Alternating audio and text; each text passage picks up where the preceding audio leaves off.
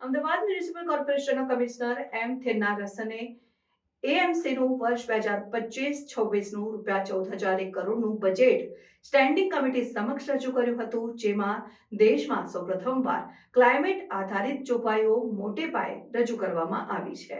મિત્રો, આજે જે એએમસીનું 2025-26નું બજેટ મૂકવામાં આવ્યું છે, એ બજેટનું સાઇઝ સૌપ્રથમ 14,001 કરોડનો રાખેલા છે. એ ગયા વર્ષ કરતાં લગભગ 250 કરોડ વધારે છે, 2,500 કરોડ વધારે છે. આની અંદર 7,801 કરોડ જેટલા કેપિટલ એક્સપેન્ડિચર અને 6200 કરોડ જેટલા રેવન્યુ એક્સપેન્ડિચર છે. એ પણ કેપિટલ એક્સપેન્ડિચર ગયા વર્ષ કરતાં એટલે જે કરંટ વર્ષ કરતાં 2,000 કરોડ વધારે સૂચવવામાં આવ્યું છે. મેક્સિમમ જો ખાસ કરીને ક્લાઇમેટ પ્રથમવાર એ કદાચ દેશમાં પણ પ્રથમવાર ક્લાઇમેટ બજેટિંગ અમે પ્રોડ્યુસ કરેલા છે.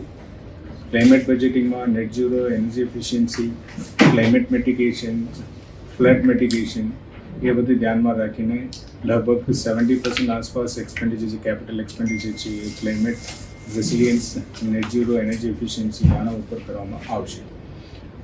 આની સાથે જે ખાસ કરીને અગત્યનું ઇમ્પોર્ટન્ટ જે વસ્તુઓ છે ક્લાઇમેટ રેસિલિયન્ટ આધારિત, એમાં catch the rain mission campaign ચલાવવામાં આવશે. એમાં અત્યારે આ વરસાદ પહેલે 1001 સ્ટ્રક્ચર બનાવવા માટેને પર્ક્યુલેશન વેલ અને રૂફ વોટર હાર્વેસ્ટિંગ સ્ટ્રક્ચર, તલાવ ઊંડો કરવાનું, લિંકેજીસ, કંપાતી કુવા એવું બધું કામ હાથ ઉપર લેવામાં આવે છે.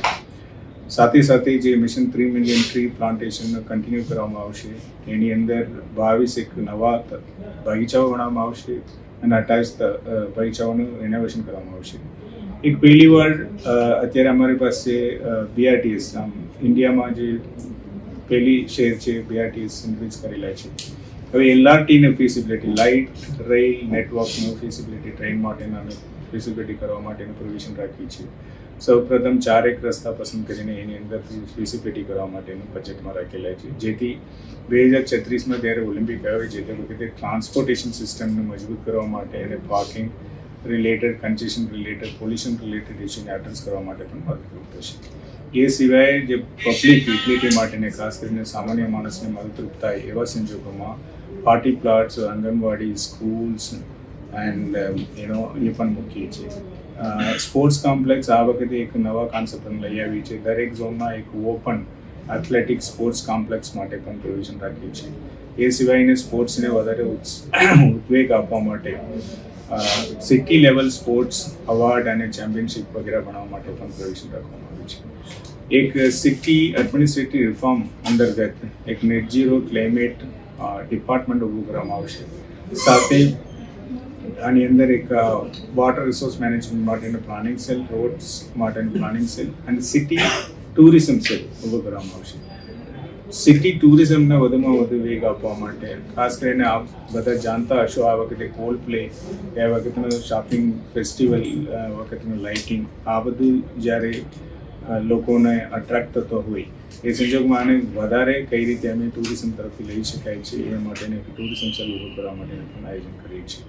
એ આધારિત ખાસ કરીને ઇમ્પોર્ટન્ટ પ્રોજેક્ટ એવું અમારે સિટીને સ્વચ્છતામાં કઈ રીતે નંબર 1 બનાવ્યું છે એ દિશામાં પણ ઘણું બધું કામગીરી સર્ક્યુલર ઇકોનોમી કરીએ છીએ.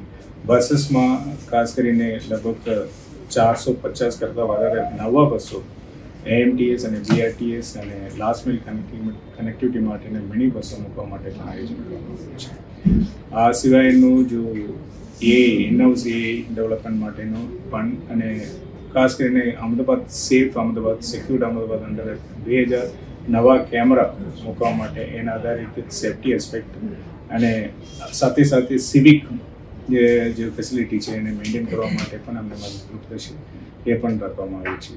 ફોકસ વિલ બી અને આ વખતેનું પ્રિસિંગ ડેવલપમેન્ટ માટેનું ખાસ કરીને 37 જેટલા વિસ્તાર આઈડેન્ટિફાઈ કરીને એના ઉપરનું ડેવલપમેન્ટ ફોકસ કરવામાં આવશે, જેથી કમર્શિયલ સ્ટ્રીટ હોય, યા તો એજ્યુકેશનલ ક્લસ્ટર હોય, યા તો સિવિલ હોસ્પિટલ ક્લસ્ટર હોય, એન્ટરટેનમેન્ટ એરિયા હોય, બિઝનેસ સ્ટ્રીટ હોય, આ બધાને ધ્યાનમાં રાખીને આ પ્રિસિંક્ટ અને હેરિટેજ પ્રિસિંક્ટ હોય એ રીતે ડેવલપ કરવા માટેનું આયોજન કરવામાં આવ્યું છે.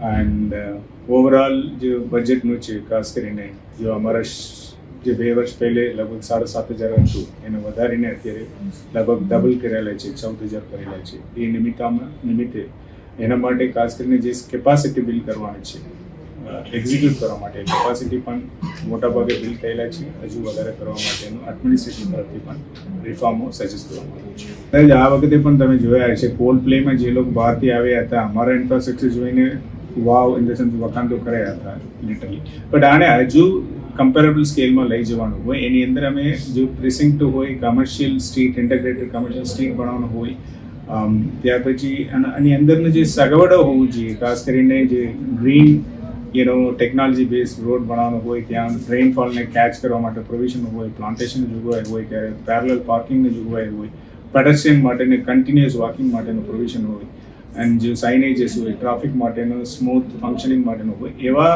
ધ્યાનમાં રાખીને આ બધું બનાવવા માટેના પ્રોવિઝન. એની અંદર જે મોડલ રોડ 2નું કોન્સેપ્ટ પણ મૂકવામાં આવ્યું છે, જે લોકોને સજેશન આવેલા છે એ બધું ધ્યાનમાં લેવામાં આવેલા છે. Second thing, iconic road phase 2નું પણ પ્રોવિઝન રાખવામાં આવ્યું છે, પ્રિસિન્ક્ટ ડેવલપમેન્ટ કરેલા છે, then commercial street integrated street બનાવવા માટે પણ આયોજન છે. એ 4 કેટેગરીમાં અને સાથે વ્હાઇટ ટાપિંગ રોડ આ દિશામાં લેવા માટેનું મેક્સિમમ એમ્ફોસિસ કરવામાં આવે છે. એમાં એક તો અડાપ્ટિવ ટ્રાફિક સિસ્ટમ, કંટ્રોલ સિસ્ટમ અમલ કરવા માટેની જોઈએ છે, જેથી ઓટોમેટિકલી સેન્સ કરીને જે એક સિગ્નલ ખોલતા રહેશે એ રીતની સિસ્ટમ આવશે, જેથી એ ફિક્સ્ડ ટાઈમિંગ ના હોય. સેકન્ડ એસ્પેક્ટ છે, જે બ્રિજમાં તો 5 નવા બ્રિજ, બીજા અંડરબ્રિજ અને ફ્લાયઓવર બ્રિજ બધા ભેગા કરીને 10-15 કરતાં વધારે રાખેલા છે. આની સાથે બીજું અમે LRT રેલ ટ્રાન્સપોર્ટ એ પ્રોવિઝન અત્યારે નવું ફિઝિબિલિટી માટે રાખેલા છે. 4 મેજર રોડમાં રાખેલા છે, ખાસ કરીને RTOથી જાસપુર સુધી અને બીજા નવરંગપુરાથી શાંતિપુરા જે 3 અને અહીંયાથી નારોલ સુધી એક્સટેન્ડ કરવા માટેનો એ રીતે રાખેલા છે. એને સ્ટડી કરવાથી એક રોલિંગ સ્ટોકમાંથી લગભગ 300 લોકો આસપાસ થઈ શકે છે. આ BRTS અને મેટ્રો વચ્ચેનું એક ટ્રાન્સપોર્ટ મેકેનિઝમ તરીકે રહી છે, એ દિશામાં પણ કામ કરીએ છીએ. આની સાથે સાથે જંક્શન્સ વાઇડનિંગ કરવા માટે 101 જંક્શન, આ અત્યાર સુધી લગભગ 37 જંક્શન જેટલા અમે સ્ટડી સાયન્ટિફિકલી ઓડી સ્ટડી કરીને ડેવલપ કરવા માટેની કાર્યવાહી હાથ ઉપર લીધા છે. એ સિવાયનું મોટું કામ તરીકે બીજા 100 જંક્શન લઈને કામ કરવામાં આવશે.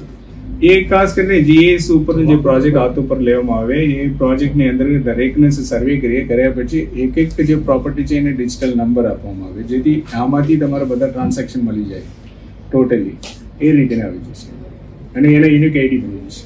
ઓલિમ્પિકને લઈને ખાસ કરીને 2036 ઓલિમ્પિક્સ માટેને કન્સલ્ટન્સી નિમણૂક કરીને ઇન્ફ્રાસ્ટ્રક્ચરમાં શું સુધારા કરવાનો છે એના બાબતે, ઇન્ક્લુડિંગ ટ્રાફિકની તમે વાત કરી, ટ્રાફિક, રોડ અને જો ક્લીનીનેસ એન્ડ તમામ પ્રકારના જો net zero, that is sustainability also part of that. Sustainability કઈ રીતે સુધારવાની છે એ દિશામાં કન્સલ્ટન્સી કામગીરી કરીએ છીએ. સાથે જે મેં કીધું આ બધું ઇન્ફ્રાસ્ટ્રક્ચર સુધારવાનું છે એ બધું એ દિશામાં રાખીને કરીએ છીએ.